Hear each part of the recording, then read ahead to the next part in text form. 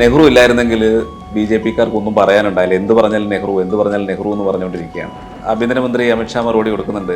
ഈ ബ്രിട്ടാസിന്റെ മന്ത്രിസഭയെ പിരിച്ചുവിട്ടത് നെഹ്റു ആണല്ലോ. പിന്നെ എങ്ങനെയാണ് ബ്രിട്ടാസ് നെഹ്റുവിനെ അനുകൂലിക്കുന്നത്? എനിക്ക് മനസ്സിലാകുന്നില്ല. ഇരട്ടത്താപ്പല്ലേ.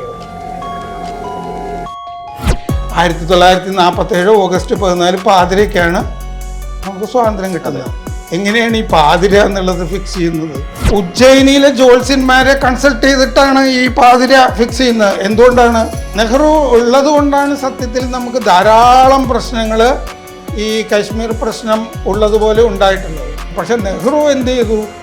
പിന്നെ കരസേനയുടെ ഒരു പ്രത്യേക കമാൻഡിൻ്റെ മേധാവിയായിട്ട് അദ്ദേഹത്തിൻ്റെ കുടുംബക്കാരനെ വെച്ചു. ഈ നെഹ്റുവിൻ്റെ അന്നത്തെ പ്രധാനപ്പെട്ട വിനോദങ്ങളിലൊന്നും കുടുംബക്കാരെ പല പ്രധാനപ്പെട്ട സ്ഥാനങ്ങളിൽ വെക്കുക എന്നുള്ളതാണ്. നമ്മളിത് ഈ അമിത്ഷായുടെ മോദിയുടെയൊക്കെ സംഭവം എന്താണെന്ന് വെച്ചാൽ അവർ കപട മതേതരത്വം പറയുന്നില്ല, അവർ ആവശ്യമില്ലാതെ മതേതരത്വം പറയുന്നില്ല. സമ്പൂർണ്ണ പരാജയമായിരുന്നു നെഹ്റു. ഒന്നാമതായിട്ട് ഈ SFIയിൽ ഞാൻ ഉണ്ടായിരുന്നു എന്ന് പറയുന്നത് വസ്തുതാവിരുദ്ധമാണ്. ഒരു കാലത്തും കമ്മ്യൂണിസ്റ്റ് പാർട്ടി, ലോകത്തിൽ ഒരു കമ്മ്യൂണിസ്റ്റ് പാർട്ടി നല്ല എഴുത്തിൻ്റെ കൂടെ നിന്നിട്ടില്ല. മാധ്യമപ്രവർത്തന രംഗത്ത് 4 പതിറ്റാണ്ടിൻ്റെ പ്രവർത്തന പാരമ്പര്യമുള്ള എഴുത്തുകാരനും സാമൂഹ്യ വിമർശകനുമായ ശ്രീ രാമേന്ദ്രൻ സാറാണ് ഇന്ന് ബ്രേവിൻ്റിക്കൊപ്പം ഉള്ളത്. സാറിന് ബ്രേവിൻ്റിയിലേക്ക് സ്വാഗതം. സാറ് എറണാകുളം മഹാരാജാസ് കോളേജിലായിരുന്നു SFIയുടെ ഒരു പ്രവർത്തനം ഉണ്ടായിരുന്നു അവിടെ.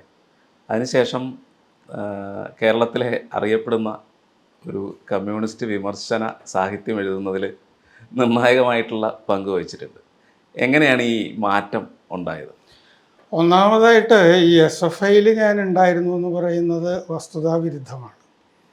എനിക്ക് ഇന്നും അന്നും എന്നും നമുക്ക് സൗഹൃദങ്ങളാണുള്ളത്. അത് പാർട്ടിയുടെ മതിലൊക്കെ ഭേദിച്ചിട്ടുള്ള സൗഹൃദങ്ങളാണ്. അപ്പം മഹാരാജാസ് കോളേജിൽ മാത്രമല്ല, തേവര കോളേജിൽ ഒരു മാഗസിനും ഞാൻ ചെയ്തിട്ടുണ്ട്. അപ്പോൾ ഈ എഴുത്തും വായനയൊക്കെ ആയിട്ട് ബന്ധപ്പെട്ടിരുന്നതുകൊണ്ട് ഈ മാഗസിൻ എഡിറ്റർമാർ അങ്ങനത്തെ ആളുകളൊക്കെ നമ്മുടെ അടുത്ത് വന്ന് സംസാരിച്ച് സഹായത്തിനൊക്കെ വിളിച്ച്, അങ്ങനെ ആ മാഗസിൻ എഡിറ്റർമാരും SFIയുടെ അന്ന് ഈ ABVP ഒന്നും മഹാരാജാസ് കോളേജിലില്ല. അപ്പോൾ അവരുമൊക്കെ ആയിട്ടുള്ള സൗഹൃദം അത് പലതരത്തിൽ വരും. ചിലപ്പോൾ ബസ്സിൽ വെച്ച് കണ്ടിട്ട് സംസാരിച്ചിട്ടോ അങ്ങനെയൊക്കെയാണ്.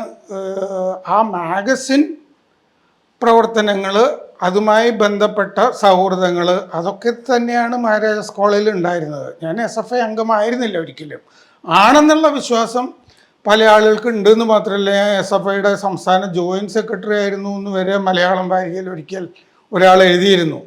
ഞാനത് നിഷേധിക്കാനും പോയിട്ടില്ല, കിടന്നോട്ടെ എന്ന് വിചാരിക്കുകയേ ചെയ്തുള്ളൂ. അതിൻ്റേതായ ഗുണങ്ങളും കാണുമല്ലോ. അപ്പോൾ എങ്ങനെയാണ് ആ ഒരു ഈ കമ്മ്യൂണിസ്റ്റ് വിമർശനത്തിലേക്ക് എത്തിയത്? അത് കമ്മ്യൂണിസ്റ്റ് വിമർശനത്തിലേക്ക് എത്തുന്നത് എങ്ങനെയാണെന്ന് വെച്ചാൽ, ഈ നമ്മൾ ഈ എഴുത്തിലാണ് താല്പര്യം, മുമ്പേ സാഹിത്യം അങ്ങനത്തെ ഉള്ള കാര്യങ്ങളിൽ. അപ്പോൾ ഈ എഴുത്തിലൊക്കെ റോയൽറ്റി എന്നൊക്കെ പറഞ്ഞ സംഭവങ്ങളൊക്കെ നമ്മൾ അറിയുമല്ലോ. അത് നമ്മുടെ സ്വകാര്യ സ്വത്താണ് ശരിക്കും. അതായത് നമ്മുടെ ഇൻ്റലക്ച്വൽ പ്രോപ്പർട്ടിയുമാണ്, ബൗദ്ധിക സ്വത്തിൻ്റെ ഭാഗമായിട്ട് വരുന്നതാണ്. അതിലുള്ള അവകാശം നമുക്ക് തന്നെയാണ് വേണ്ടത് എന്നെനിക്ക് അഭിപ്രായം അന്നും ഉണ്ട് ഇന്നും ഉണ്ട്. അത് പിന്നെ പൊതുസ്വത്താകുന്നത് എങ്ങനെയാണെന്നുള്ളൊരു സംശയം എനിക്കുണ്ടായി. പൊതു ഉടമയിൽ എങ്ങനെ വരും?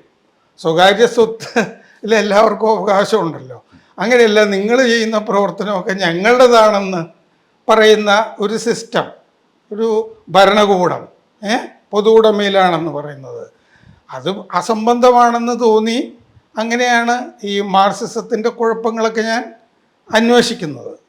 അത് പത്രപ്രവർത്തനത്തിൽ ഞാൻ കോൺഗ്രസ് രാഷ്ട്രീയം അധികം കവർ ചെയ്യാനും എടുത്തില്ല.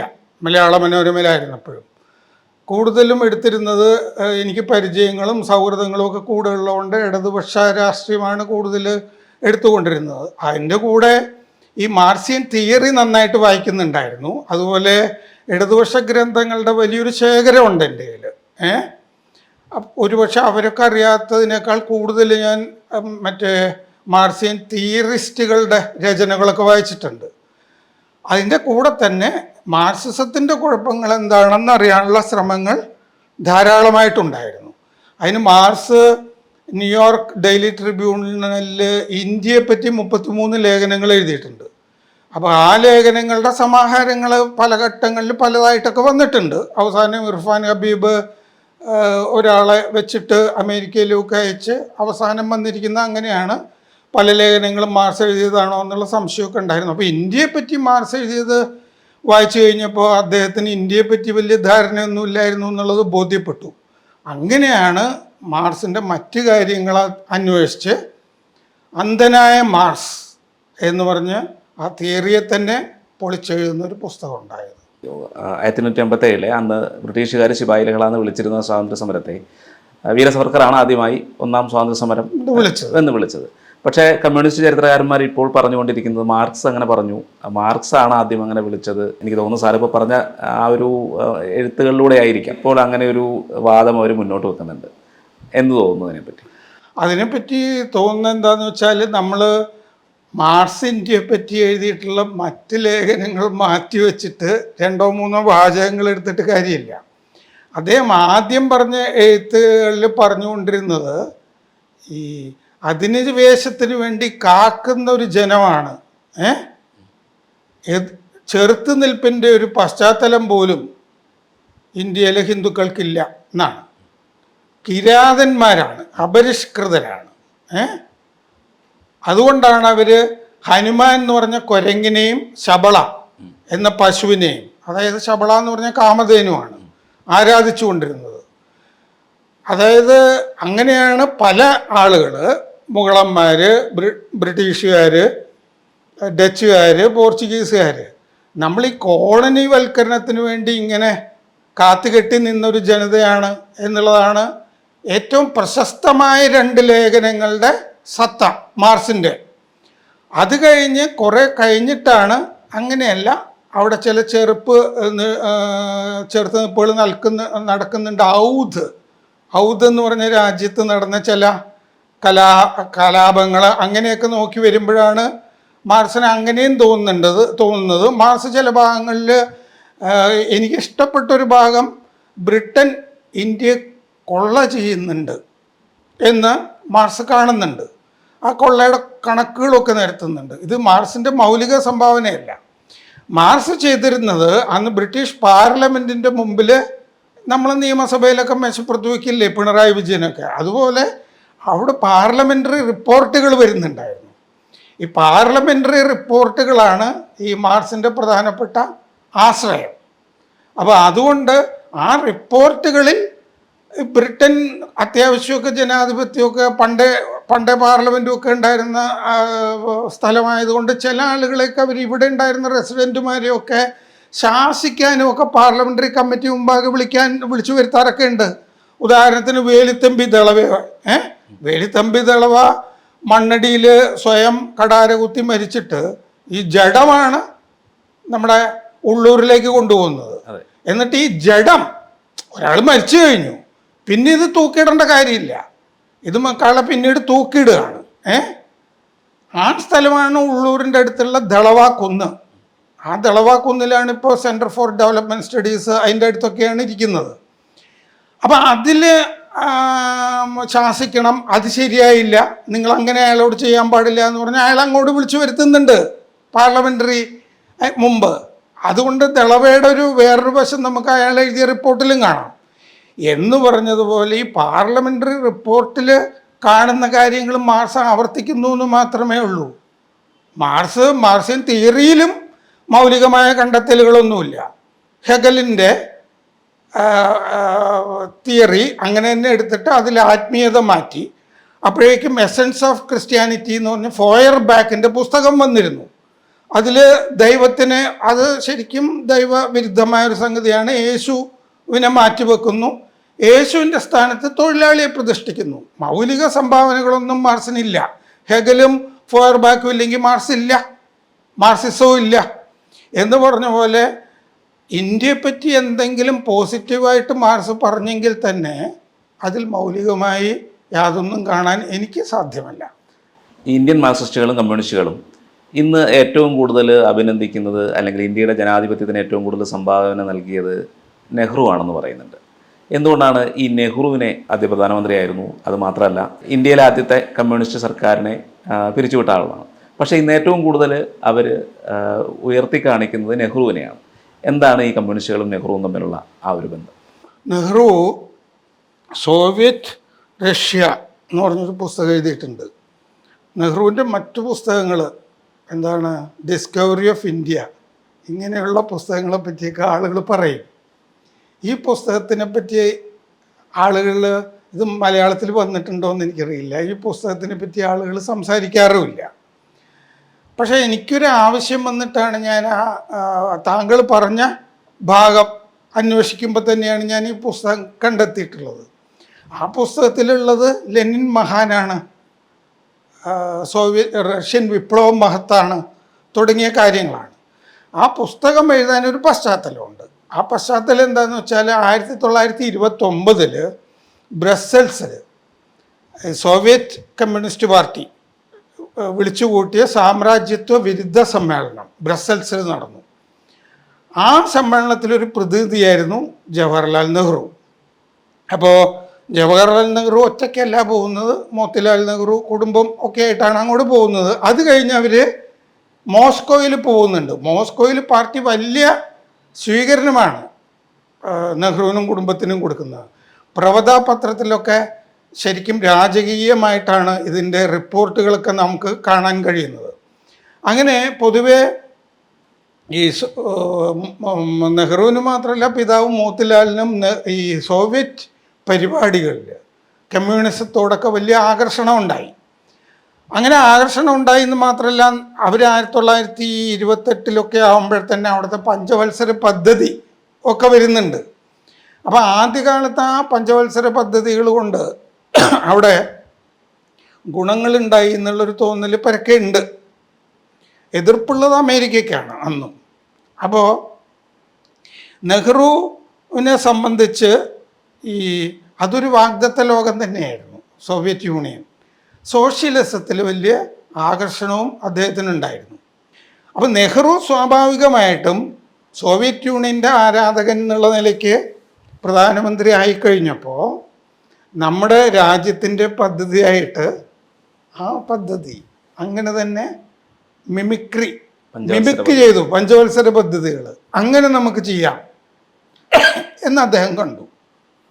അപ്പം അങ്ങനെ ഈ ഇന്ത്യയുടെ പദ്ധതി മൊത്തത്തിൽ തന്നെ ഈ സോവിയറ്റ് യൂണിയനുമായിട്ട് ചേർന്നുള്ളൊരു സംഗതി ആയതുകൊണ്ടാണ് നെഹ്റുവിന് ഈ കമ്മ്യൂണിസ്റ്റ് പാർട്ടിയിൽ തന്നെ, അവിഭക്ത കമ്മ്യൂണിസ്റ്റ് പാർട്ടിയിൽ തന്നെ PC ജോഷിയുടെ ഒക്കെ ചേരി പിന്തുണ കൊടുക്കുന്നത്. മാത്രമല്ല ഇവർ അവിടെ പോയി സ്റ്റാലിനെയൊക്കെ കാണുമ്പോൾ സ്റ്റാലിൻ പറയുന്നത് നിങ്ങൾ നെഹ്റുവിന് പിന്തുണ കൊടുക്കുക എന്നുള്ളതാണ്. ഉദാഹരണത്തിന് ഒരാവശ്യമില്ലാത്ത സമരങ്ങളാണ് ഈ 1946 നടക്കുന്ന ഈ പുന്നപ്ര വയലാറ് തെലങ്കാന സമരങ്ങളൊക്കെ. എന്തുകൊണ്ട്? നെഹ്റുവിൻ്റെ ഇടക്കാല മന്ത്രിസഭ ഓൾറെഡി ഉണ്ട്. ഇവിടെ ഒരു മന്ത്രിസഭയുണ്ട്. നമ്മൾ സ്വാതന്ത്ര്യത്തിലേക്ക് പോകാൻ അധികം സമയമില്ല, വ്യക്തമാണ്.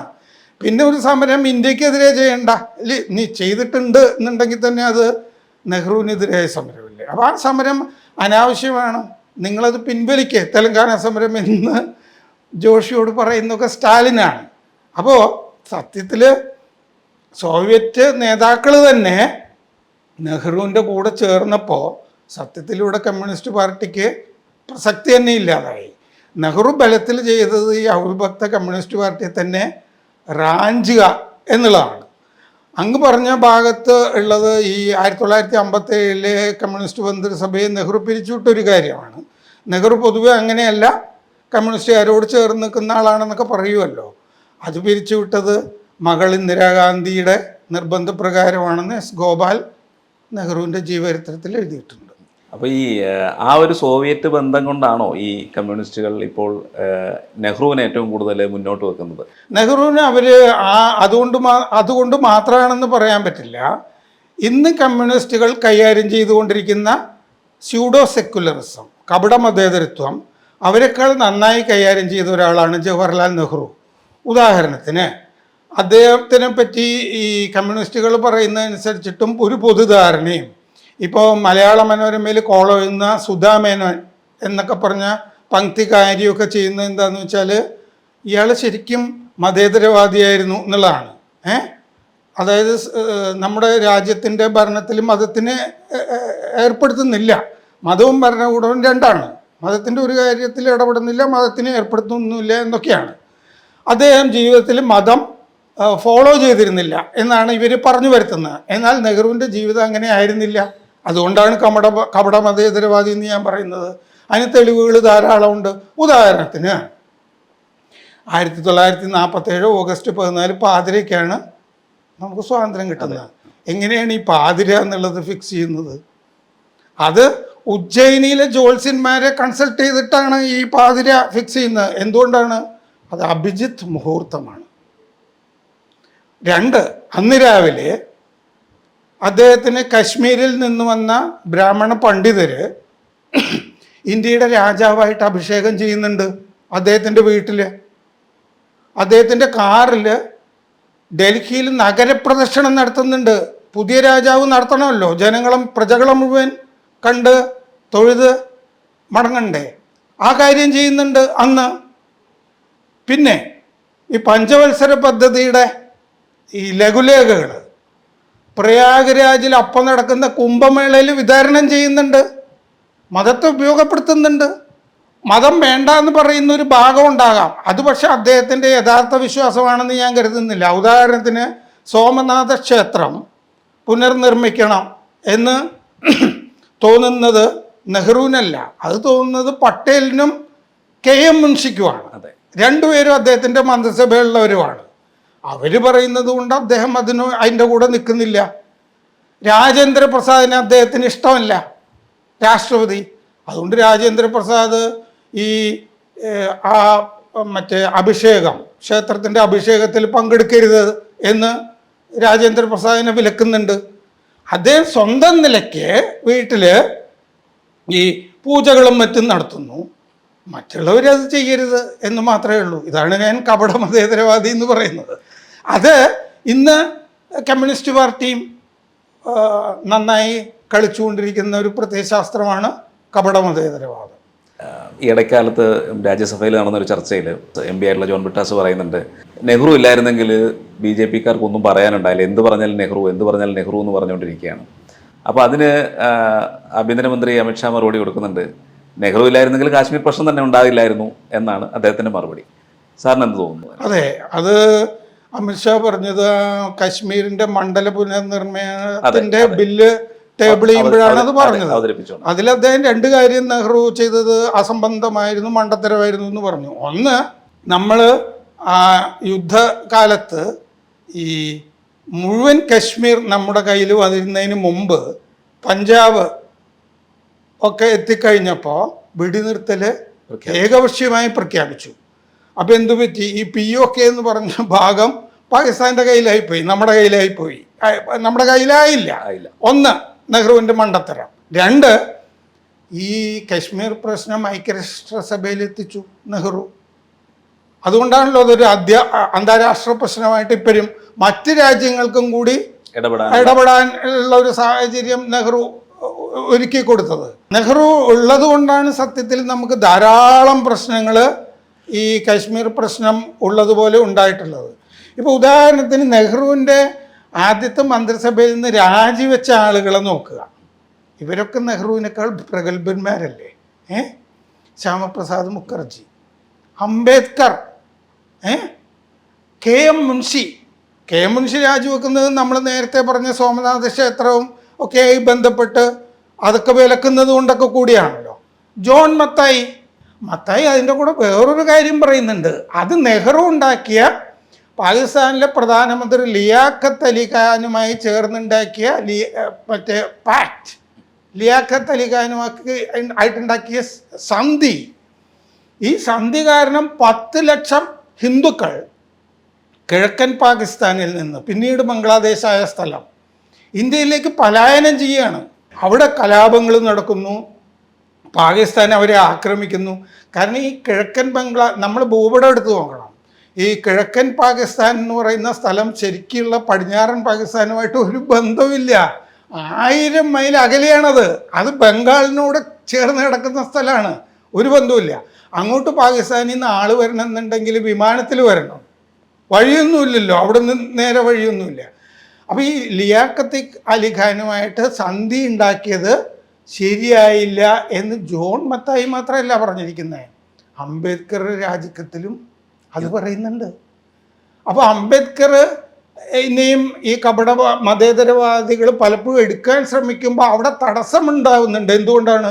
മാപ്പിള ലഹളയെ പറ്റി അംബേദ്കർ സംസാരിക്കുന്നുണ്ട്, ഈ ലിയാഖത്ത് പാക്റ്റുമായിട്ട് ബന്ധപ്പെട്ട കാര്യങ്ങൾ സംസാരിക്കുന്നുണ്ട്.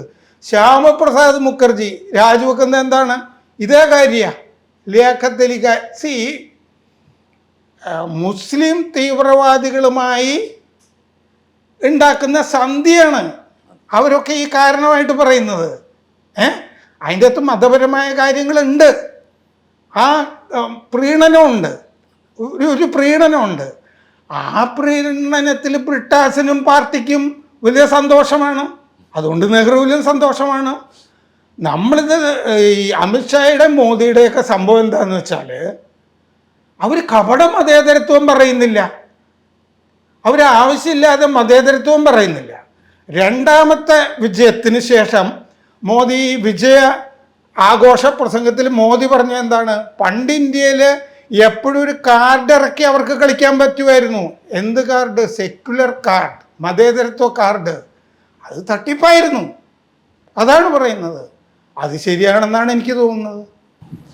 ഈ 1962 ഇന്ത്യ ചൈന യുദ്ധവും ഇതുപോലെ തന്നെ നെഹ്റുവിൻ്റെ അബദ്ധങ്ങളിൽ നിന്നുണ്ടായതാണെന്ന് പറയപ്പെടുന്നുണ്ട്. അന്താരാഷ്ട്ര പൊളിറ്റിക്സുമായിട്ട് ബന്ധപ്പെട്ട് സാറിന് അറിവുകളുണ്ട്, എന്താണ് അതിനെപ്പറ്റി പറയാൻ? 1962 ചൈന യുദ്ധത്തിൽ അതിന് പുറമെ വേറൊരു കാരണം ഉള്ളത്, ചൈനയിൽ പാർട്ടിയിൽ ആഭ്യന്തര സംഘർഷം ഉണ്ടായിരുന്നു. മാവോ വലിയ സംഘർഷം നേരിടുന്നുണ്ടായിരുന്നു. നേതൃത്വത്തിന് തന്നെ ചോദ്യങ്ങൾ പാർട്ടി യോഗങ്ങളിൽ ഉണ്ടായി വരുന്നുണ്ടായിരുന്നു. അദ്ദേഹത്തിന് സത്യത്തിൽ അന്ന് ഇന്ത്യയുമായിട്ടൊരു യുദ്ധത്തിൽ ഏർപ്പെടേണ്ട ആഭ്യന്തര സാഹചര്യങ്ങൾ ഉണ്ടായിരുന്നു. ഇത് നമ്മൾ മനസ്സിലാക്കുന്നത് ഇപ്പോഴാണ്, ഞാൻ എഴുതിയിട്ടുമുണ്ട് അതിനെപ്പറ്റി. ആ സാഹചര്യങ്ങൾ നിലനിൽക്കുന്നതിനെപ്പറ്റി ഇവിടെ വലിയ ധാരണകളൊന്നും ഉണ്ടാകണമെന്നില്ല. പക്ഷെ അങ്ങനെ ഒരു വലിയ സാഹചര്യം നിലനിൽക്കുമ്പോൾ ശ്രീലങ്കയിലോ മറ്റോ ഉണ്ടായിരുന്ന നെഹ്റു ഞാൻ അവരെ ഓടിക്കാൻ പറഞ്ഞിട്ടുണ്ട് എന്നൊരു വാചകം പറഞ്ഞു വന്നു. അത് സത്യത്തിൽ നയതന്ത്ര വൈദഗ്ധ്യമുള്ള, നയതന്ത്രത്തിനെ പറ്റി എന്തെങ്കിലും ബോധമുള്ള ഒരാൾ പറയുന്ന വാചകമല്ല, അത് പരസ്യമായിട്ട് പറയുകയാണ്. വേറൊരു അയൽ രാജ്യത്തിനെതിരെ പ്രകോപിപ്പിക്കുകയാണ്. 1962 യുദ്ധത്തിലുള്ള വേറൊരു സംഭവം എന്താണെന്ന് വെച്ചാൽ, ആ കാലത്തൊക്കെ കരസേന മേധാവി ആയ തിമ്മപ്പയൊക്കെ ആയിട്ട് വി കെ കൃഷ്ണമേനോനെ പറ്റി അദ്ദേഹത്തിന് ഒരു അഭിപ്രായം ഉണ്ടായിരുന്നില്ല. അദ്ദേഹം നെഹ്റുവിനെ കണ്ട് രാജിവെക്കാൻ പോകുന്നതുമൊക്കെ ഈ കൃഷ്ണമേനോൻ ഈ രാജ്യകാര്യം പ്രതിരോധം കൈകാര്യം ചെയ്യുന്നതിൽ വലിയ പരാജയമായിരുന്നു എന്ന് തെളിയിക്കുന്നൊരു കാര്യം കൂടിയാണ് ആ യുദ്ധം. അത് നേരത്തെ തന്നെ അന്നത്തെ കരസേന മേധാവി ശ്രദ്ധയിൽപ്പെടുത്തുന്നുണ്ട്. പക്ഷെ നെഹ്റു എന്ത് ചെയ്തു? പിന്നെ കരസേനയുടെ ഒരു പ്രത്യേക കമാൻഡിൻ്റെ മേധാവിയായിട്ട് അദ്ദേഹത്തിൻ്റെ കുടുംബക്കാരനെ വെച്ചു. അയാൾക്കതിലൊരു വൈദഗ്ധ്യം ഉണ്ടായിരുന്നില്ല എന്ന് മാത്രമല്ല, യുദ്ധം നടക്കുമ്പോൾ അയാൾ ആ പ്രദേശത്തൊന്നും ഉണ്ടായിരുന്നു പോലുമില്ല. ഈ നെഹ്റുവിൻ്റെ അന്നത്തെ പ്രധാനപ്പെട്ട വിനോദങ്ങളിലൊന്ന് കുടുംബക്കാരെ പല പ്രധാനപ്പെട്ട സ്ഥാനങ്ങളിൽ വെക്കുക എന്നുള്ളതാണ്. സ്വാതന്ത്ര്യം കിട്ടുന്നതിന് മുമ്പ് 1946 ഇടക്കാല മന്ത്രിസഭയുടെ കാലത്ത് തന്നെ വിജയലക്ഷ്മി പണ്ഡിറ്റിനെ അദ്ദേഹം UN പ്രതിനിധിയാക്കുന്നുണ്ട്. അങ്ങനെ പലതരത്തിൽ നയതന്ത്രത്തിലെ പാളിച്ച, രാജ്യഭരണത്തിലെ പാളിച്ച, പിന്നെ പ്രതിരോധ കാര്യങ്ങളിലെ പാളിച്ച, ആസൂത്രണത്തിലെ പാളിച്ച, ഒരു സ്റ്റേറ്റ്സ്മാൻ എന്നുള്ള നിലയ്ക്കുള്ള പാളിച്ച, സമ്പൂർണ്ണ പരാജയമായിരുന്നു നെഹ്റു എന്ന് ഉള്ളതിൻ്റെ എത്രയോ ഉദാഹരണങ്ങൾ നമുക്ക് എസ് ഗോപാൽ എഴുതിയ ജീവചരിത്രത്തിൽ നിന്ന് കിട്ടും. 1957 ഈ ബ്രിട്ടാസിൻ്റെ മന്ത്രിസഭയെ പിരിച്ചുവിട്ടത് നെഹ്റു ആണല്ലോ. പിന്നെ എങ്ങനെയാണ് ബ്രിട്ടാസ് നെഹ്റുവിനെ അനുകൂലിക്കുന്നത്? എനിക്ക് മനസ്സിലാകുന്നില്ല. ഇരട്ടത്താപ്പല്ലേ അത്? ഇരട്ടത്താപ്പിനെ കുറിച്ച് പറയുമ്പോൾ ഇന്ന് കമ്മ്യൂണിസ്റ്റുകാർ ഏറ്റവും കൂടുതൽ എഴുത്തിനൊപ്പം നിൽക്കുന്നവരെന്നാണ് പറയപ്പെടുന്നത്. അഭിപ്രായ സ്വാതന്ത്ര്യത്തിന് വേണ്ടി ഏറ്റവും കൂടുതൽ പടപൊരുകുന്നവരെന്നാണ് പറയപ്പെടുന്നത്. അപ്പോൾ ഈ സോവിയറ്റ് യൂണിയനിലെ ഇടക്കാലത്ത് വന്ന ഒരു ഡാനേവ് ഡോക്ട്രിൻ, അതായത് എന്തെഴുതണം എന്ന് പാർട്ടി തീരുമാനിക്കുന്ന ഒരു സംഗതിയായിരുന്നു. അതെനിക്ക് തോന്നുന്ന കേരളത്തിലും നടപ്പാക്കി തുടങ്ങിയിരുന്നു. അപ്പോൾ ഈ ഇരട്ടത്താപ്പ്, അതായത് ഒരേ സമയം ജനാധിപത്യത്തിനൊപ്പം നിൽക്കുന്നു, അഭിപ്രായ സ്വാതന്ത്ര്യത്തിനൊപ്പം നിൽക്കുന്നു, എന്നാൽ അതേസമയം തന്നെ എഴുത്തിനെ എല്ലാം തങ്ങളുടെ പരിധിക്ക് കൊണ്ടുവരിക, തങ്ങൾക്ക് അനുകൂലമായിട്ട് രീതിയിൽ എഴുതുന്നവർക്ക് മാത്രം പിന്തുണ കൊടുക്കുക, അല്ലെങ്കിൽ അങ്ങനെ എഴുതാൻ പാടുള്ളൂ എന്ന് പറയുക. എന്താണിത് ഇതിൽ നിന്ന് മനസ്സിലാകുന്നത്? ഒരു കാലത്തും കമ്മ്യൂണിസ്റ്റ് പാർട്ടി, ലോകത്തിൽ ഒരു കമ്മ്യൂണിസ്റ്റ് പാർട്ടിയും എഴുത്തിൻ്റെ കൂടെ നിന്നിട്ടില്ല, നല്ല എഴുത്തിൻ്റെ കൂടെ നിന്നിട്ടില്ല, അത് ഉറപ്പാണ്. കാരണം നബോക്കോവ് നോബൽ സമ്മാനം മേടിക്കരുതെന്ന് പാർട്ടി പറഞ്ഞിട്ടുണ്ടല്ലോ. എനിക്ക് ദസ്തയേവ്സ്കിയെ പറ്റി ഒരു അഭിപ്രായമില്ലെന്ന് സ്റ്റാലിൻ പറഞ്ഞിട്ടുണ്ടല്ലോ. ടോൾസ്റ്റോയിയെ പറ്റി അവർക്ക് വല്ല അഭിപ്രായം ഉണ്ടായിരുന്നു പാർട്ടിക്ക്. ഈ ലെനിൻ തട്ടിപ്പുകാരനാണെന്ന് മാക്സിം ഗോർക്കി അദ്ദേഹത്തിൻ്റെ നൊവായ ഷിസൻ എന്ന് പറഞ്ഞ പത്രത്തിൽ മുഖപ്രസംഗം ചെയ്തിട്ടുണ്ടല്ലോ ലെനിൻ ജീവിച്ചിരിക്കുമ്പോൾ. നല്ല എഴുത്തുകാരൊക്കെ പാർട്ടി എല്ലാ കാലത്തും തള്ളിക്കളഞ്ഞിട്ടുണ്ട്. പിന്നെ നേരത്തെ പറഞ്ഞ നിങ്ങൾ ഏത് ചേരിയിൽ എന്നവിടെ പാർട്ടിയുടെ സൈദ്ധാന്തികൻ, സ്റ്റാലിൻ്റെയൊക്കെ സൈദ്ധാന്തികനായിരുന്ന ഷഡാനോ ചോദിച്ചു അവിടുത്തെ ഒരു യോഗത്തിൽ.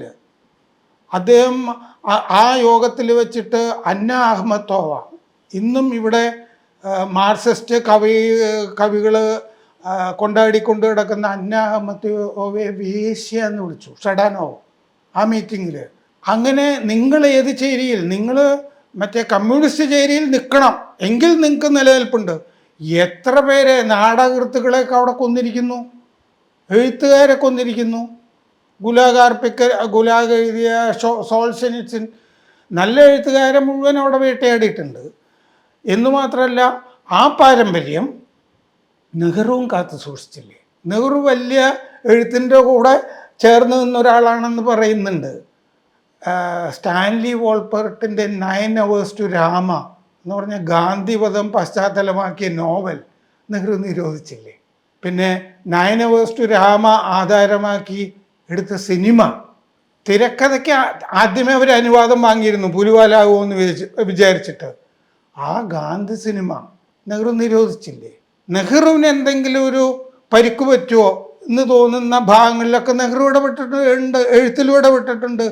ഒരിക്കലും നല്ല എഴുത്തിൻ്റെ കൂടെ ഇവർ നിന്നിട്ടില്ല.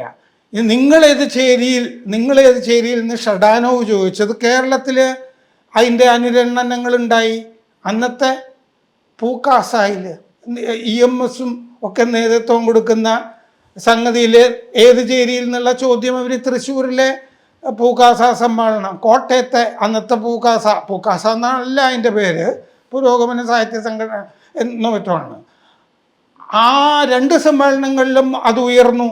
ഒരു സമ്മേളനത്തിന് പിന്നെ അമ്മായിയപ്പൻ കൂടിയായ MP പോളിനെ കൂടെ നിർത്തിയിട്ട് CJ തോമസും കൂട്ടരുമാണ് പരാജയപ്പെടുത്തുന്നത്.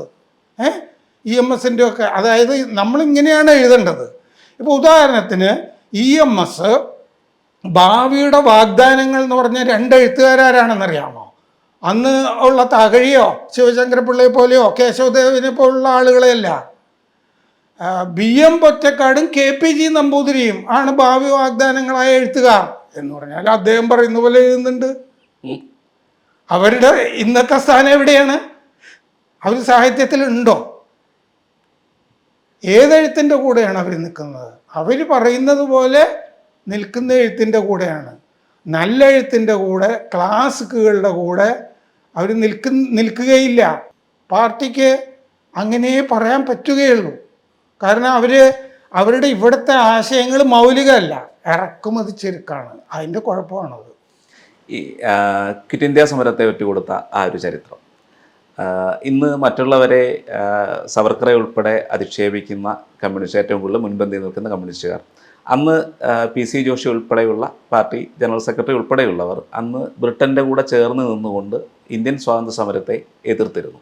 ഈ ഒരു ചരിത്രം ഇന്ന് മലയാളത്തിൽ ഏറ്റവും കൂടുതൽ പുറത്തു കൊണ്ടുവരേണ്ടതല്ലേ? ക്വിറ്റ് ഇന്ത്യ സമരത്തിൽ അവർ ശരിയാണ്, അവർ ബ്രിട്ടൻ്റെ കൂടെ നിന്നു. ബ്രിട്ടൻ്റെ കൂടെ അവർ നിൽക്കുന്നത് എപ്പോഴാണെന്ന് വെച്ച് കഴിഞ്ഞാൽ, ജർമ്മനി റഷ്യ ആക്രമിക്കുമ്പോൾ ബ്രിട്ടനിൽ രജനി പാമേദത്ത് അദ്ദേഹമാണ് അവരുടെ ഗുരു. അദ്ദേഹം എഴുതി അതിപ്പോൾ ജനാധിപത്യ യുദ്ധമായി. ഇപ്പോൾ നമ്മൾ റഷ്യയുടെ കൂടെയാണല്ലോ നിൽക്കണ്ടേ. അതുകൊണ്ട് നമ്മൾ ബ്രിട്ടൻ്റെ കൂടെ നിൽക്കണം. പിന്നെ ബ്രിട്ടന് വേണ്ടിയിട്ടുള്ള അടിമപ്പണിയാണ് പാർട്ടി ഇവിടെ നടത്തിയത്. അതിൻ്റെ ഭാഗമായിട്ടാണ് PC ജോഷി ആഭ്യന്തര സെക്രട്ടറി ബ്രിട്ടൻ്റെ റെജിനാൾഡിന് അയക്കുന്ന കത്ത്. അതൊക്കെ ഇപ്പോൾ ആർക്കൈവ്സിൽ നിന്ന് പുറത്ത് വന്നു കഴിഞ്ഞല്ലോ. അതുപോലെ തന്നെ അവരൊരു പ്രസിദ്ധീകരണം തന്നെ തുടങ്ങുന്നു ഈ റെജിനാൾഡ് പറഞ്ഞിട്ട്.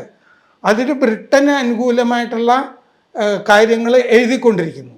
നമ്മൾ തന്നെ ഇവിടെ കമ്മ്യൂണിസ്റ്റ് പാർട്ടിക്കാർ സുഭാഷ് ചന്ദ്രബോസിനെ 5-ാം പത്തി, പിന്നീട് TP ചന്ദ്രശേഖരനെ വിളിച്ച പോലുള്ള കുലംകുത്തി, ഈ പ്രയോഗങ്ങളൊക്കെ ബ്രിട്ടൻ്റെ ചെരുപ്പ് നക്കി ഈ സുഭാഷ് ചന്ദ്രബോസിന്. ഈ ബ്രാൻഡിങ് എന്ന് പറയും, ചാപ്പകുത്ത്, ജപ്പാൻ്റെ ചെരുപ്പ്. ഇങ്ങനെ ഈ ചാപ്പകുത്തൽ അതെല്ലാ കാലത്തും ഉണ്ട്. ആ കാലത്ത് അവർ നടത്തുന്നുണ്ട്.